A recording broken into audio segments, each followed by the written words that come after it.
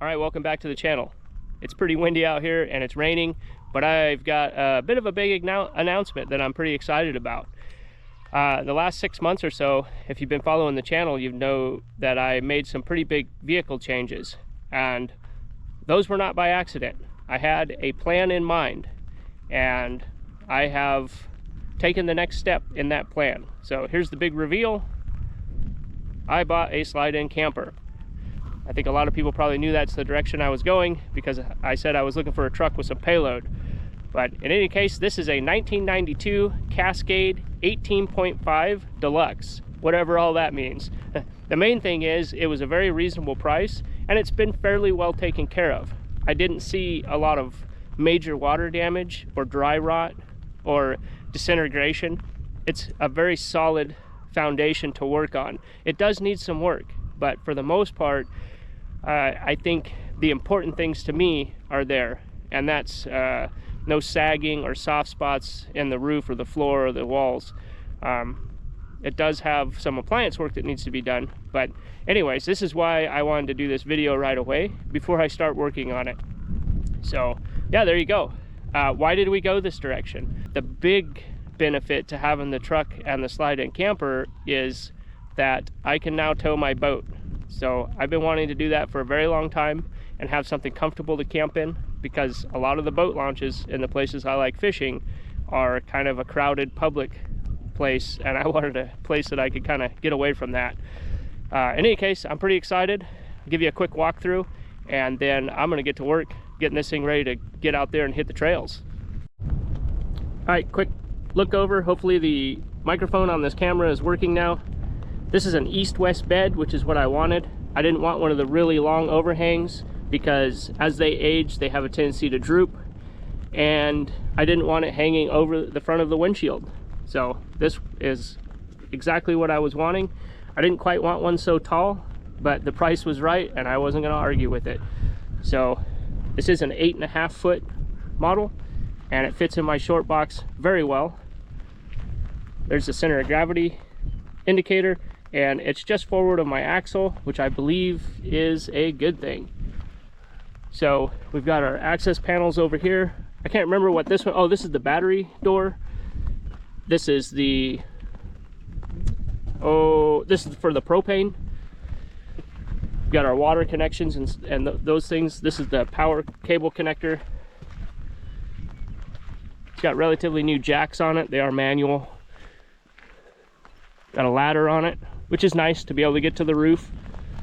And on this side, we have our water heater, which I don't know if this works. Have the furnace, which I don't know if that works. And we have the refrigerator. The only thing I'm not crazy about is somebody installed that track for an awning, and they put a bunch of screws in there.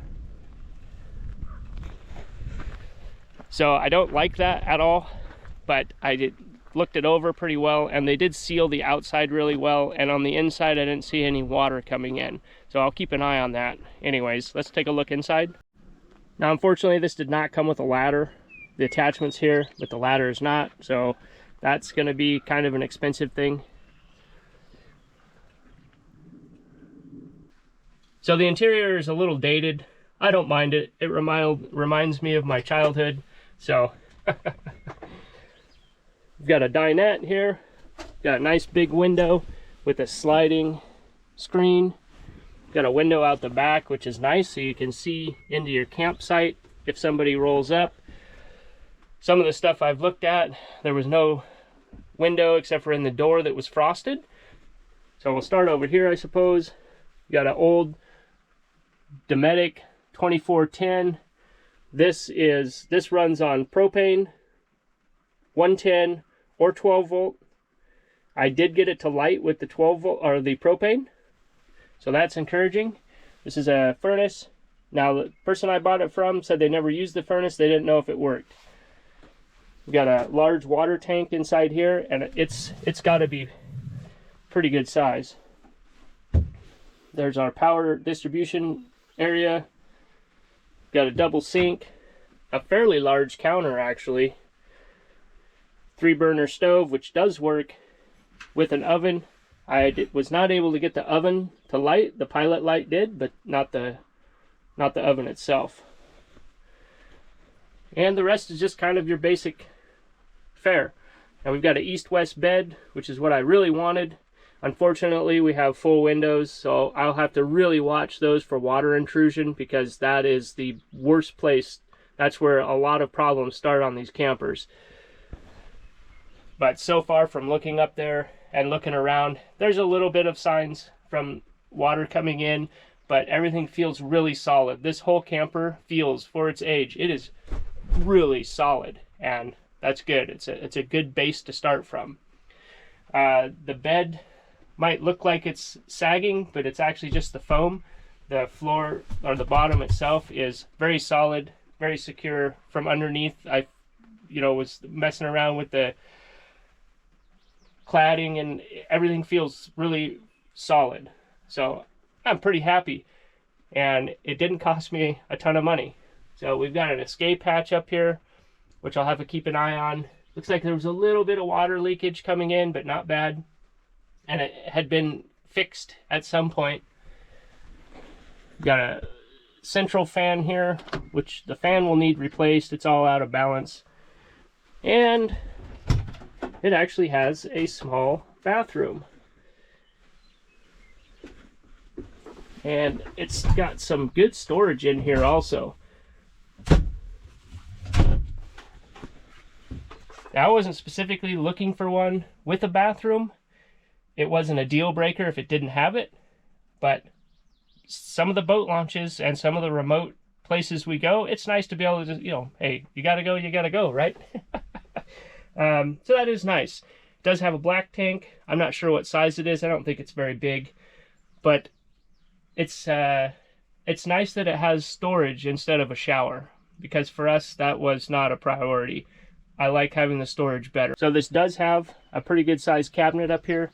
This is actually can fold down and become a bunk bed. We'll never use that, but it does give you a lot of storage up there. This is a little bigger camper than what I wanted. This will kind of limit where we can go a bit up in the mountains because of the height and the width, but it's very roomy in here. There's quite a bit of floor space to move around a little bit for a slide-in camper, but it's not too heavy. The scale weight on this, the dry weight, is 1650, and that's not bad. So I will probably still upgrade the truck suspension a little bit, just because, especially knowing we'll probably add, I don't know, 600, 700, 800 pounds of cargo gear, water, food, and all that stuff. Plus, if we're taking the boat, that's another couple 100 pounds for the tongue weight of that. And the truck pulls this just fine, feels very solid on the road. And so I just think, yeah, I still probably will. I'll probably add airbags and a aftermarket rear sway bar, but no need to do that immediately. Some of the other ones I was looking at were in the 2,000 to 2,500 pound range dry, and I knew that would really be pushing it and require those modifications immediately. So anyways, all right, there you go. Probably be a little bit before I get this out. It is ready to use now for the most part, but I want to do some stuff and check some things and add some gaskets and sealants here before I start taking it out. And the person that had it before me, they didn't really take it off-road. So I'm sure that getting this thing into some of the areas that I'm going to go to and some of the roads that I'm going to go on, problems are going to pop up pretty quick. Anyways, all right, that's all I've got. So if you got comments, leave them down below. I'll get back to as many of those as I can. And hopefully the next time I see you, I'll be out in this, sitting around a campfire, cooking some fresh fish. See you then. Bye for now.